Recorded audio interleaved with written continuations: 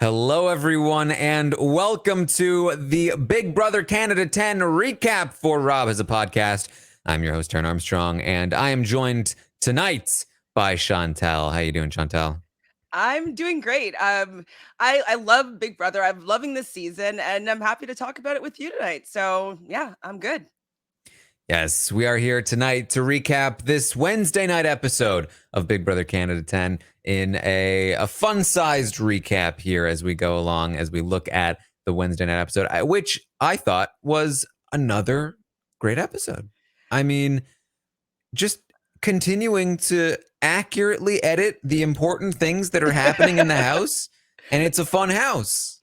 What do you think has changed? Like, what do you think happened? Do you think it's just that there's not too many different storylines going on, and so they don't have to like try to follow different, strategies that are happening? Like, I don't get it, but it's great. I'm loving every There's episode. so much happening that True, normally you'd expect that they'd completely fail here. But but for some reason, they're doing it. maybe it's like more clear story. Like sometimes it's more convoluted and like people you don't like I more mean, this is one of the whispers. most convoluted houses we've ever I don't seen. know. I'm trying, Jared. I don't know. But I they're doing a think, good job. Maybe I a think new person's hired. I would be shocked if this was just a coincidence and that there wasn't some kind of concerted effort that went into, hey, let's try and do better with the edit because it's such a stark difference. I went into this episode feeling like there were a few key things that they should be hitting, and just somehow they managed to hit all of those things. And even halfway through the episode, I was like, all right, we haven't seen the Kevin Helena stuff yet. I was expecting them to maybe set that up because that's pretty important. Maybe they're gonna, because I was like, I'm not used to expecting them to actually do things that I would expect them to do. And I was like, maybe we won't get that. Maybe this will be the time where they'll start to kind of go back to what they were doing. And then lo and behold, we get Kevin and Helena. I know. I was so happy to see that because they're my favorite duo, absolutely. And I do like sometimes I talk to friends that just watch. They don't watch the feeds at all, and I'm like, you don't really know what's going on, but I haven't really had to say that much this season. Maybe a bit for the Kyle Moore week where there just was so much going on that you couldn't really capture every single thing that was happening. But in general, like I would usually be like, oh yeah, this is not even a storyline that's really going on in the game. And I haven't had to say that to any of my friends that are not feeders. So they're doing a great job. I agree. Yes. So as we get into this recap, I do have to I have to say that normally I come in and I have all kinds of fun sound clips that I'm excited about that slither. I'm actually just going through. to slither through. And we're very excited about it. But tonight, tragedy has struck the soundboard. Over the course of Big Brother and Survivor, I clipped 26 things, and none of them worked. So Survivor as well. Oh no. Well, I guess lesson learned is to have a backup. I normally I do the sound clips as during the stream when I'm on Twitch watching with everyone. I was so exhausted today. I was like, I'll just do it once the episodes end. I'll edit them all in, and I'll talk to the chat more during the episode today. Should have checked. No And bueno. here's the thing: I did check, and there were sound waves. So I was like, it's working. They just weren't the right sound waves. Oh, I'm so sorry. I know that you enjoy your soundboard, and so that must have been really devastating. So I'm sorry that I didn't get to relive some of these clips that happened this episode because there were a few that I was maybe looking forward to a little bit. Yeah. These two episodes are now lost to time. They will be forever forgotten, as they will not live on in the soundboard. Well, I mean, unless you go back and reclip it, no? I mean, I don't expect you to do that, but you could, right? Look, theoretically, I could. Okay. I mean, I'm not trying to give you extra work. I know you do like a lot of work. So, but I mean, if you really wanted those Chantele, sounds. they are lost to time. It is impossible to retrieve them. Okay, It's a technical thing where it's just once they only are able to clip the live One time. episodes after they've played live. It just doesn't work. It's just No. I don't know why. I don't know. Wow. Maybe a computer person could tell us why. But yeah. Oh, okay. Well, that's too bad then. All right. Let's get into the episode, though. Let's run through what we saw here. We cut in from where we left off when Jess nominated Hermann and Moose, and Jess was all bothered about their reaction. We're going to get more of that. And I don't want to continue to talk about the same thing over and over, but like, Jess, Please. why are you so upset about this? You just put them on the block. Absolutely. Anybody try to micromanage someone's reaction for being put on the block and their dreams of staying in the game could be going out the door? Like, come on, give them a little bit of leeway here on having like an emotional reaction. So I was definitely not on their side when they were kind of coming for them for not respecting the nomination ceremony. As a super fan, I'm like, super fans really enjoyed this. So I don't know what you're talking about here. Yes, I'm definitely Team Hermann and Moose making a spectacle at that ceremony. Yeah. We also got, I thought, a lot of Josh content in this episode where we heard from Josh about all of the final twos that he has. And that and Josh is funny because like even in the diary room, he's pretty stoic. He's like, so this is how you play people in Big Brother. You just make them feel good and tell them what they want to hear. And so I have a final two with Marty and one with Betty and one with Herman. And if I wanted to, I could just destroy anybody's game at a moment's notice. It's true.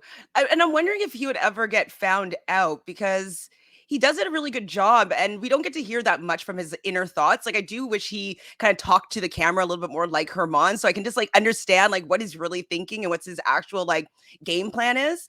But I do really like Josh and I'm hoping that it's not going to kind of come back and bite him if he has to show his hand at some point. Yeah, and so I just felt like this was a great showcase of Josh and where he stands in the game and like where his head is at for the most part in terms of like how he's playing the game at least, and setting up sort of his position in the week. We get that Herman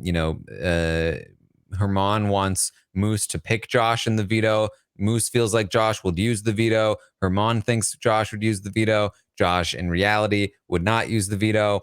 And really, they should know better considering that Josh has a long history of promising people who'll use the veto and then not using the veto or not being actually willing to use the veto. But we have that whole storyline.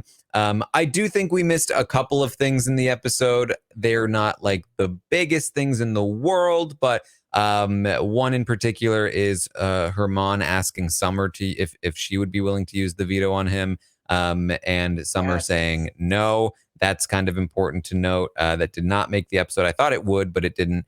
And then despite the fact that we kind of set up the Moose, Betty, and Jess argument that happened in the HOH room, we didn't get it in the episode. I'm assuming we're not going to get it in the double eviction because there's going to be such little time, which means it may be cut out entirely, which is kind of surprising because, again, like they really set it up for that whole thing to happen and they typically like the drama, but maybe that was considering like what's happening with Jess on the feeds in terms of like not really seeing a lot of them on the feeds. Maybe they've decided to kind of shy away from that. Yeah, do you think that they're going to allow us to understand what's been going on there and like they're saving it for a later like tomorrow's episode? Because it is leaving a little bit of holes because I'm just kind of like what's happening here? Like I'm not seeing Jess's storyline fully even though they are head of household. So I would like to have a little more clarity around that situation, but I guess maybe not until somebody's evicted. It feels like they have decided to, ever since essentially the veto ceremony and the lead up to the veto ceremony, Jess has barely been on the feeds. They cut away when people talk about Jess. They're not on Jess most of the time. There's plenty of speculation that we can get into. But, in terms of its relevance to this episode, there was more stuff with Jess that I assumed that they would show. There was an argument between Jess and Moose in the HOH room about what he said about Betty. And that didn't make the episode. I'm assuming it won't ever make the episode now. But, Yeah, I mean that's pretty much it. And then also like the summer stuff separate. I don't, they just didn't include that because it's probably not the most relevant. Like I guess showing the degradation of the Hermann and Summer relationship isn't super important when you haven't really built it up much in the episodes. But it is a little bit important this episode, I'd say, because Hermann, like, am I making this up? Didn't he talk about like how he doesn't want to work with Summer, or is that like something that's happened on the feeds that I just think it's happened on the episode? It certainly happened in the feeds. Okay. I don't know if I recall it happening in the episode. Maybe I'm just like mixing everything up and not remembering what I actually saw and what happened on feeds. But I do think it's actually important though, because if we're going to see things shift and change, potentially we're going to want to know how Summer's going to be doing in the rest of the game. So I think it could be important, especially with how things are looking. Yeah, I mean, I think it's an easy thing to show, so I think it would have been nice to see it. But at the same time, like I said, I feel like they haven't really set up Hermann and Summer's relationship in the episodes to begin with. So showing how it sort of gets, falls apart is probably not super necessary, because all they need to do is just be like, so Hermann doesn't like Summer. Like, oh, that's probably how they've always been as in terms of the episodes, right? Like there's just like a whole storyline they miss, but at the end of the day, are they missing that much? Probably not, unless it becomes super relevant in the future, which it could be, and then they could always flash back or something like that. But overall, I don't want to nitpick too much, because I do think they did a great job showing so much of what's relevant and what's important, including this Josh stuff. Really good, really great to see Josh highlighted in the episode. I think I just want more Josh, though. I'm like saying that, like I want to hear his thought. I want to hear more from him. I just want more Josh. That's what's going on with me and him. He's one of my favorites for sure. And we get more Moose as well. More Moose and Betty. Even though we don't see the argument, we do see Moose just being like, you know what? I'll give you some space here. And then Betty asks Josh, like, am I in the wrong? Like, well, I do think you are a little bit in the wrong, Betty. I understand, not wanting people to speak poorly about you, but, maybe put yourself in his position a little bit. And, if the head of household is asking them for some information and he just maybe said something that could easily be turned a little bit, to make it seem like he said something else. Like, I wish that she just had a little bit of empathy for the position that Moose is in, instead of just kind of like kicking him while he's down. Like, he wasn't really coming across as somebody to be so antagonistic with. He just was like, "Oh, I'm sorry, like this is not what I meant," and very apologetic. So I wish that she was giving him a little bit more of her time, just so like they can iron this out, because I don't like her yelling at him. Yeah, and Moose is like trying to talk to her in the morning. She's like, "Nah, don't talk to me. Don't talk to me." Like, oh my gosh, the poor guy. He's just like this young kid that's trying to play. And like, she's just like, no. She's very quick to go to the "don't talk to me." Like, I think I might have made this comparison already, but she's very much the person that's like she's already packed up the house and gone to her mother's place by the time you get home. She's not gonna have the argument. She's already gone. And then you call and the mother's like, she doesn't want to talk to you. And you're like, I don't even know what I did. I can totally see her relationships might be like that. I want her to realize that Moose could stay in the house. You never know what's going to happen later on in the game. And so the fact that she's kind of displaying that she's not willing to get over little things, I don't know if it's going to be good for her game in the long run. People will be like, that might set Betty off. Like, maybe we should take that, loose cannon, or I don't want to say that, but like just take that person out of the equation, because they don't want to necessarily deal with them not being able to get over a move or something like that. So I just wish that she was a little bit more concerned about how she was being seen by everybody else in the house with her game, because I think that these reactions could be bad for her later down the road. Mm-hmm. So we have a veto competition here as well. The veto competition was the winners. What was it was like a shopping spree. It did remind me of like old school Big Brother when they used to give them like Luxury actual challenge. shopping sprees Loved where they'd it. like run through all the racks and stuff. But the real trick to this one was getting the items onto the little platforms with the big pole. And it did seem very close between Hermann and Josh, but Hermann is going to take it, and this is where I would play his reaction. Because it was another good one, and I'd compare it to all the other reactions, No. like the Marty one. This is one happy elf! I didn't Or like the- that one. or the Moose one. Veto, baby! Check. Well, maybe you do have to find maybe that clip that can come out Maybe. of like the air because it just has to be part of the collection. Mm. But I did think it was a pretty bold when he went over and said thank you to Jess.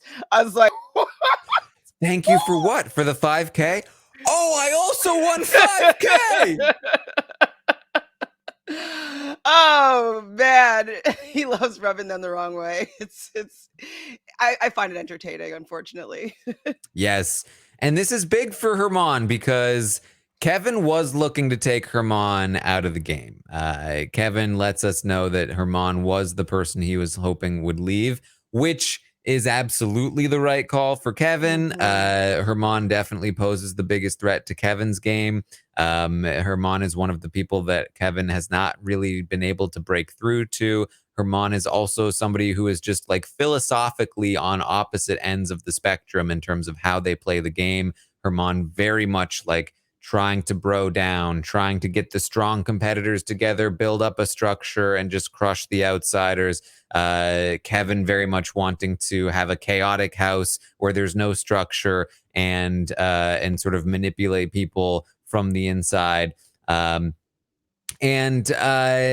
Kevin is not going to get his way this week because Hermann has the veto, and this means that Jess is going to need to name a replacement, which is also pretty bad for Jess's game because Jess doesn't have an easy replacement. They can either go with like Kevin's ally and Helena. They can take a shot within the siblings, which we'll hear talked about, or any number of things that all of which end in disaster for Jess. Yeah, I still do not understand why they didn't just say to Gino, I don't want you out. I'm going to have to put you up for optics. And, if we could take you down, then I have somebody I can replace you with. But I need you to fill a seat in the beginning so that I can potentially get my target out. Like, that's all that they would need to say. And Gino was already kind of gave himself up and been like, I understand if you're going to put me on the block because I did this to you last week. And I think it would have been fine. They wouldn't have been in such a bad position. But now they're going to have to really ruin a relationship with multiple people, most likely. So bad spot. Yes, particularly with this siblings alliance. Now, it is made clear to us. Summer says, hey, I'm good with a lot of people. I've got a lot of alliances, but the one I care about right now is the siblings because Jess happens to be in power. And basically, like the big implication here, especially as she's talking with Betty, is that they don't really care for Jess all that much, but they're going to play up the alliance as much as possible because they don't want to see the block. And that is the attempt here that we're going to see. We're going to see Tanisha talk with Jess. We don't see the very long conversation that Summer has with Jess, which I would assume is the one that had the most amount of impact. Now, this is another thing. Again, the feeds were very choppy around the coming of the veto ceremony, where for a long time we were assuming that Tanisha would be the replacement nominee, and then basically once Tanisha ends up on the block, we found out after the fact that Helena apparently very nearly went up. And that we heard that Marty was up in the HOH room for 2 hours talking to Jess, talking them down. We are going to see Kevin in the HOH room talking Jess down. I assume that Kevin is the one that actually made a dent here, because Kevin is the one that's been directing their entire HOH, and that Marty's just taking most of the blame, which is typical of Marty. But it does seem as though we are going to hear that that Helena is a significant option for Jess as a replacement nominee. And I have to imagine that came from primarily Summer, because Summer is really the one that really was up there talking to them for a really long time, pushing that, hey, if you make this move, you put Tanisha on the block, the siblings are done. And why would you want to do that? So we're gonna see this, and we're gonna hear Kevin say, like, you know, again, Jess is not my number one, but I'm Jess's number one. I have a lot of influence over Jess. I can't let Jess nominate my real number one, who is Helena. Yeah. And we get the reset on their final two, which they call the Ghosts. And that's what Kevin is doing in the diary room when he votes. He has been working with Helena from the very start, and they have been keeping it under the radar. I definitely loved seeing a flashback moment there with making this final two. I like the name enough, you know, like what they are doing. They're kind of hiding in the shadows and where people can't see them, but they are with everybody and they see everything that's going on. So I think it's pretty good representation of their duo, and I really like them. So I'm rooting for this duo to go far, and I was surprised that these two would come together and work together. They would be my unlikely two that I would think would be coming together and being a final two, and they work really well together, and I love watching it.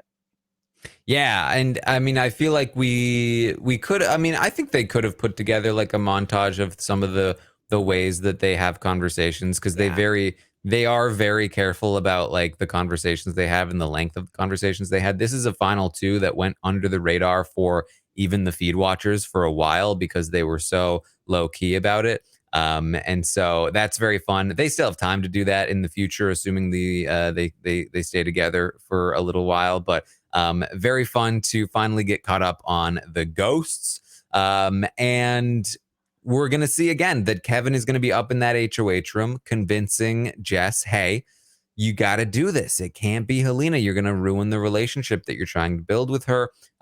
Kevin doing a lot of work. This is very representative of how this entire HOH reign has gone, where Kevin has really just been in Helena's ear, or sorry, in Jess's ear, making sure that they do what he wants them to do.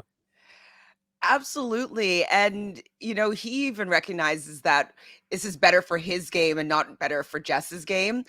But no matter what, though, Helena and Jess have had a lot of conversations, and I did feel like they were building some sort of relationship.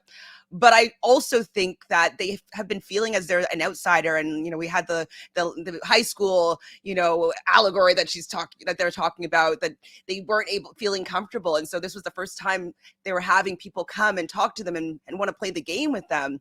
And so I wish that they didn't ruin, you know, three people that wanted to start playing with them, and see how that could go and see if they could build that. Instead, it kind of fractured just that group of relationship, definitely. And even having Helena hear that she was an option could fracture that relationship still, even though she doesn't get put up. So I think a lot of damage has been done to Jess's game, unfortunately. Yes, and we are going to see that this is the veto ceremony is, I think, a perfect representation of where Jess is standing socially in the game, where Hermann is going to say, I'm going to use the veto on myself. And, you know you didn't love the way I danced on the block. So you're really going to hate the way I dance my way off the block. Just doing all kinds of dances. Even twerk. I mean, really just like, and this isn't like a playful thing. I mean, it's playful, right? But it's not something that Jess is taking as playful. This is a shot across the bow here. This is Hermann saying, you took your shot and you missed, and now you'd better watch out, because I'm going to dance my way all on top of your grave when I get there. I mean, I always like when if I'm one of the nominees, they win. Like, they get their way. Like, sometimes I was really rooting for Hermann this week. I really wanted Hermann to win the veto. I didn't even realize how close it was between Josh and him. Like, I had no idea that it was literally seconds between the two of them. And so the fact that he got it, and he got to, dance and give his payback, like, I was here for it, because he was just so wanted out, and he ended up becoming the underdog, and I'm so happy that he prevailed here. And I think I want a Hermann head of household next. Like, I think I do. There you go. I mean, it would be interesting. I guess it wouldn't be during the double eviction. That's we got to talk about that. But before we get to that, Hermann takes himself off the block. Tanisha goes up. I love that we end the episode on Kevin saying, it worked. Now I just need to figure out who I want to leave this week, because he does have a lot of influence over that, and it really could be up to him how things go here. So that was the episode. I thought it was very good. I thought it was very fun. I thought the veto competition was pretty good. Again, lasted a little longer than I would have wanted in terms of the episode space that it took up, but it did feel pretty neutral. It did seem like Jace was struggling with the poll, but I think that overall it was another pretty good one here in terms of equity, and I thought the episode was great. Yeah, I mean, considering that this whole challenge was built around a sponsor, I think that they did a pretty good job. Sometimes in competitions for the sponsors, you're like, maybe the team should have, gone back to the drawing board for that one. But I thought that this one was like a pretty good use, displaying a ton of different clothes, and the fact that there's housewares there and stuff like that. Like, I thought it was pretty creative. I thought that it had multiple elements to it. So it was two-parter. And so I liked that there was like, okay, you could do that part fast, and then you could still catch up at the end part, or vice versa. So yeah, I agree that it was definitely a pretty good challenge, and the episode on the whole, like most of them, was pretty great. All right. Well, we then find out that the double eviction is called the safety chain double eviction. And this is something that we first saw in Sequester. And we then saw it kind of translated to the Mon Wan in Celebrity. Yeah. So Big Brother Canada, pretty late to the party here. But what I think we are assuming this is how the safety chain works in other games, is that somebody gets safety either by winning a competition or by randomly being given safety, whatever it is. I'm assuming that in a double eviction format, there's like an HOH competition, which is essentially a safety competition. The winner of that competition starts the chain, would be my assumption. So let's say, Marty wins the competition. Marty now chooses one person to give safety to. Let's say he chooses Kevin. Marty saves Kevin. Now Kevin chooses one person to save. Let's say he saves Helena.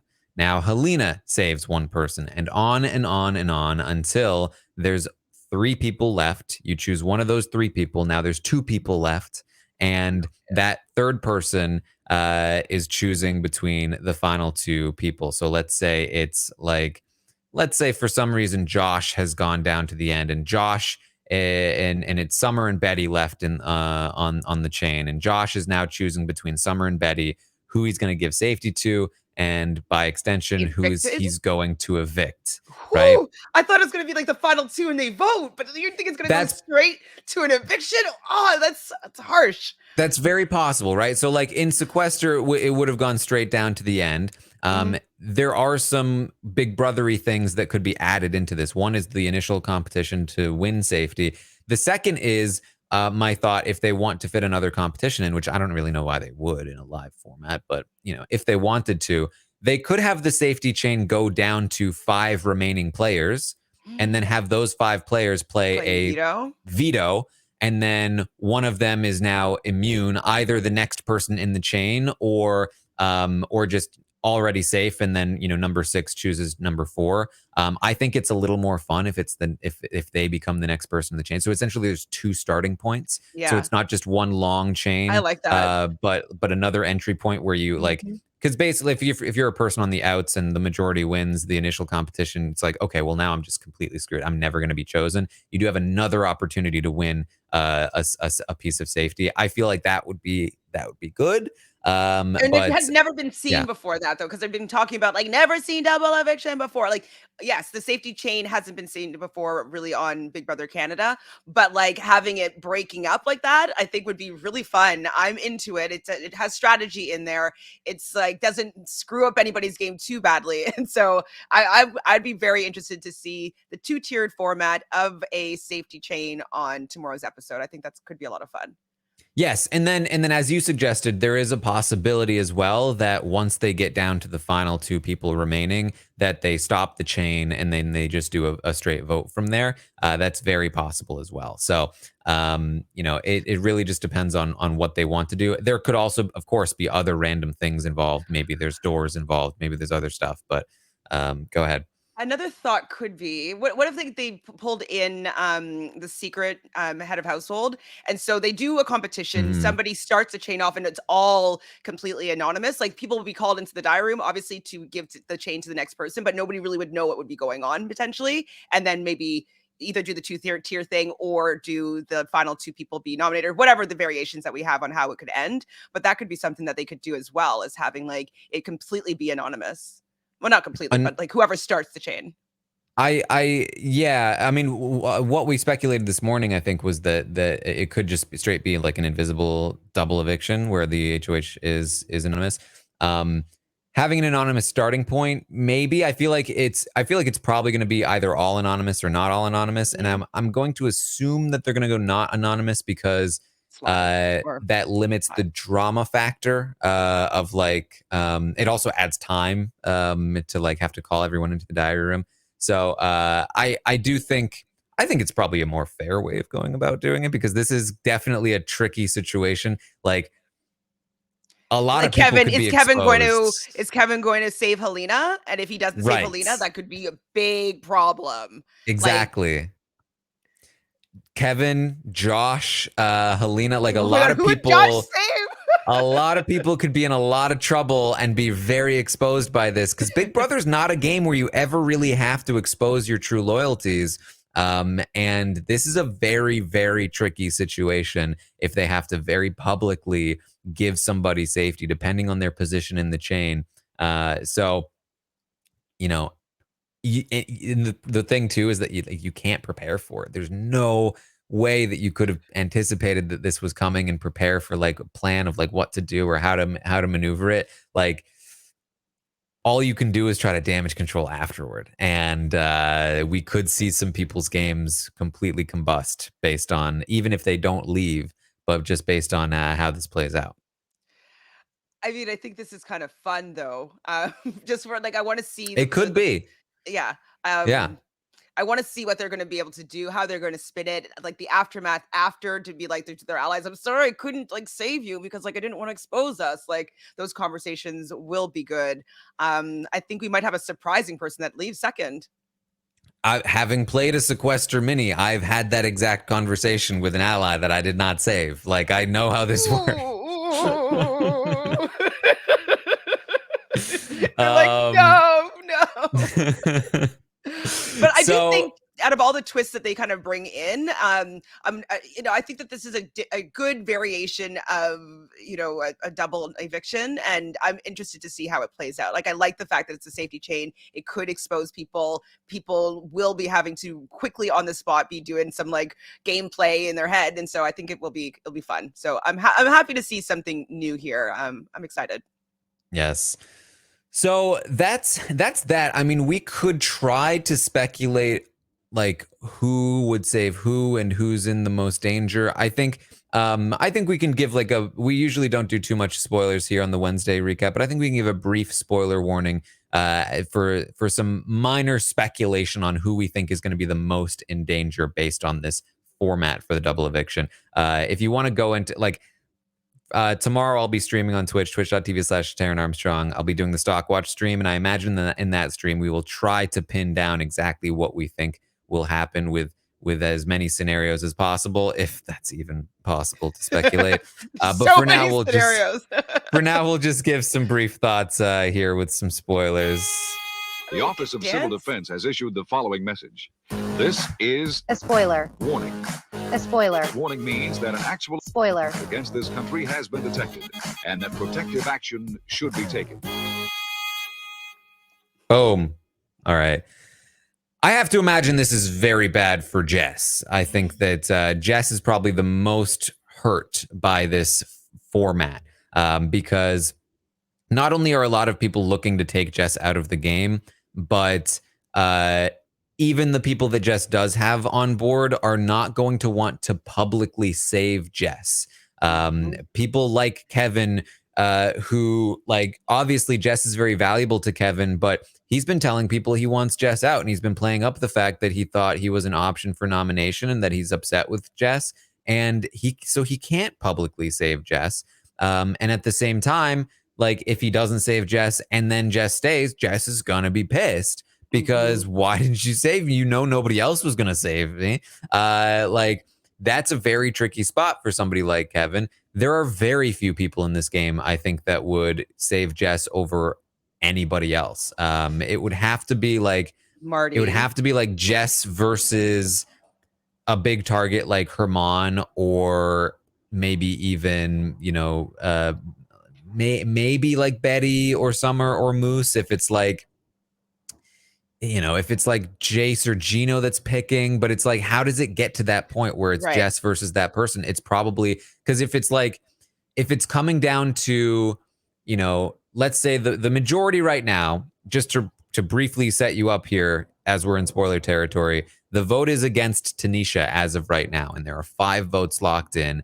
Gino, Jace, Marty, Kevin, and Helena, with Josh sort of with them, pretending to be with the other side. That's a majority. Some of them are looking to take out Hermann. Some of them are looking to take out Betty. Some of them are looking to take out, you know, it's other people. Like, so Jace and Gino basically want Betty out. Hermann, or Kevin and Helena want Hermann out. Marty would probably want, I mean, he was looking at taking out Hermann, but he did just make a 1-week deal with Hermann. Although, you know, gifting safety is not exactly not putting somebody on the block, so I don't know how much that applies. And then he might go after somebody like Betty or Summer instead. So those people would all be saving each other and probably not anybody else. But some of them, like Gino or Jace, might throw a save to Hermann, which would probably start a chain of Hermann gifting safety to, say, Moose, who would then probably give it to Summer, who would give it to Betty, or vice versa. So that's tricky, right? Then you could find theoretically find a place where it's like, okay, now it's basically just Hermann, Jess, Summer, Betty, Moose left. Again, Hermann is the one most likely to receive the safety to start it off, which means that Jess ends up, you know, next to probably Summer or Betty, but the person choosing, if that's how it works, would be Summer or Betty or Moose, who would all who would all evict Jess. So how the votes happen, is it the last person that decides, or is it a vote? That matters a lot. Obviously, who starts the chain matters a lot. If somebody from that side starts it off, then it could straight up have to be somebody from the other end, which would probably end up being Marty, or again, just straight up Jess. Like, Jess kind of loses on both ends of this rope, and they can't even compete in the initial competition, I would imagine. Ooh, that's very painful. But the only person I can really see that maybe would keep Jess was Marty. That's what I was going to say before. Like, so if it gets to Marty, if, you know, if somehow it does like a Jess, a Jace, Gino, Marty, and then I could see Marty saving Jess. So I think that's pretty much the only place where they're going to get saved. I can't really see any other configuration or other person that's going to put their neck on the line for them. It's a tricky spot. If it works in the way where the final person chooses who leaves, it's hard to find a spot where that person is also the person who chooses to keep Jess over who's next to them. Because what's most likely is that again, either it's somebody from Summer Betty Moose or Hermann who's choosing between Jess and one of their own, and they're obviously going to evict Jess at that point, or it's that those four or whatever have already been saved, and it's somebody from the side that's taking out Tanisha right now, most of which would all choose to keep each other safe over Jess because Jess is at the bottom of that ladder as well. So, like, the only spot where Jess is saved is where it's somebody from their side that's voting Tanisha out, choosing between them and somebody from the other side. But how do you get there when the safety goes straight down the line for allegiances? You don't really get there. So I think it's very difficult for Jess to survive if that's how it works. Yeah, I think the only shot is if Gino or Jace wins the beginning of it. Otherwise, I don't think they have a shot. Yeah, That because sucks. basically they need to be at the end. Like, they need to be at the end. They need to get in before Hermann, basically, because at the second Hermann gets it, I Yeah, think sends it in a they're different done. direction. So And if Marty could save Hermann too. That's true. I mean, Marty could. Gino or Jace absolutely could. I think Jace could also save Jess. Jace has a decent relationship with Jess. But basically, like, it really matters just the order in which they go and who happens to win the initial safety. It definitely looks bad for Jess depending on how it plays out.